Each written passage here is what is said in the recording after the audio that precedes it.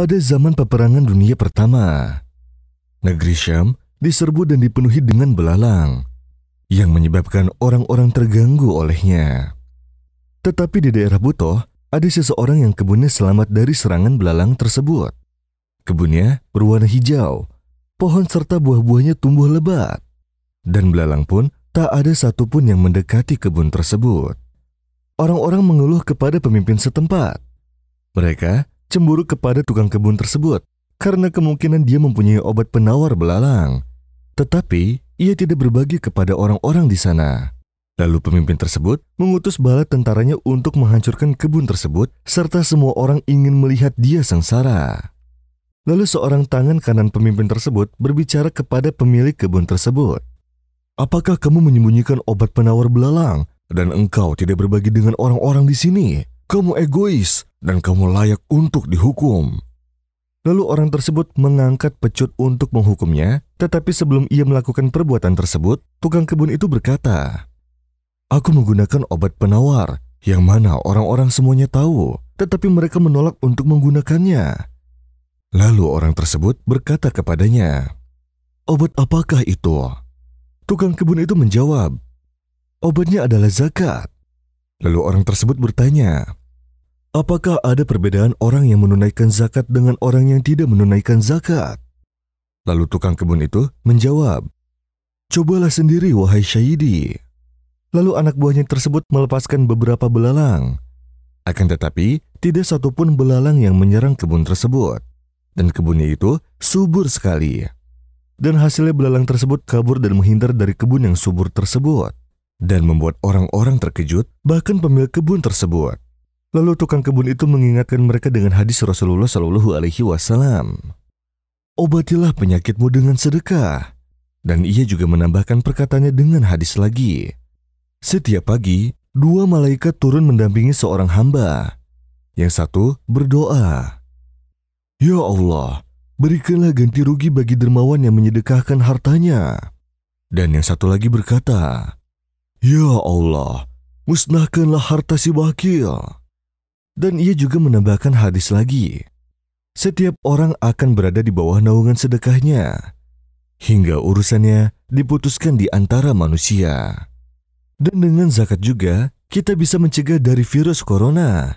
Allah yang memberikan penyakit, dan Allah juga yang memberikan kesembuhan. Oleh karena itu, jagalah diri kita sendiri. Ha antum haula'i تدعون لتنفقوا في سبيل الله فمنكم من يبخل ومن يبخل فإنما يبخل عن نفسه والله الغني وأنتم الفقراء وإن تتولوا يستبدل قوما غيركم ثم لا يكونوا أمثالكم.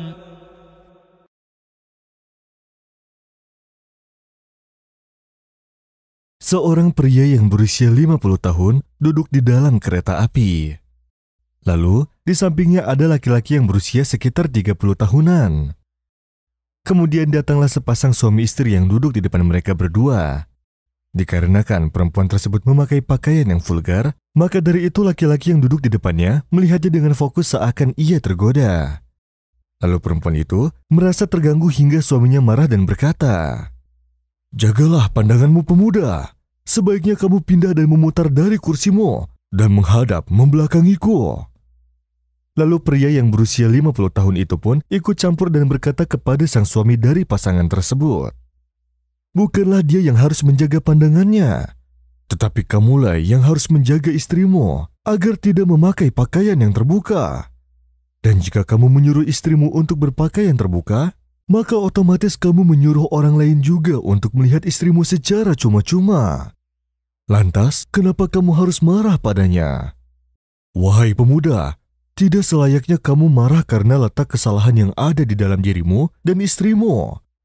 Barangkali laki-laki yang di sampingku itu melihat dengan pandangan yang menyorot, Maka maafkanlah, mungkin penglihatannya memang kurang jelas. Wahai pemuda, janganlah jadikan istrimu sebagai bahan api neraka sebab pakaiannya. Pasangan suami istri itu pun merasa malu dan wajah istrinya memerah setelah para penumpang yang lain ikut bersuara.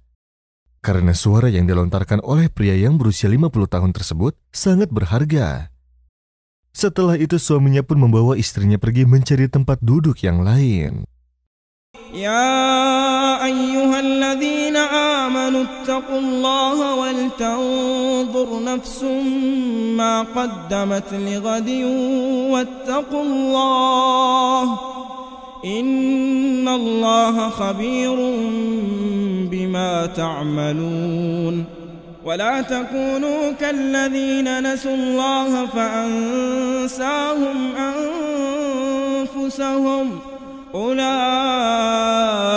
هم الفاسقون لا يستوي أصحاب النار وأصحاب الجنة أصحاب الجنة هم الفائزون لو أنزلنا هذا القرآن على جبل لرأيته خاشعا متصدعا من خشية الله وتلك الأمثال نضربها للناس لعلهم يتفكرون هو الله الذي لا إله إلا هو عالم الغيب والشهادة هو الرحمن الرحيم هو الله الذي لا إله إلا هو الملك القدوس السلام المؤمن المهيمن العزيز الجبار المتكبر سبحان الله عما يشركون هو الله الخالق البارئ المصور له الأسماء الحسنى يسبح له ما في السماوات والأرض وهو العزيز الحكيم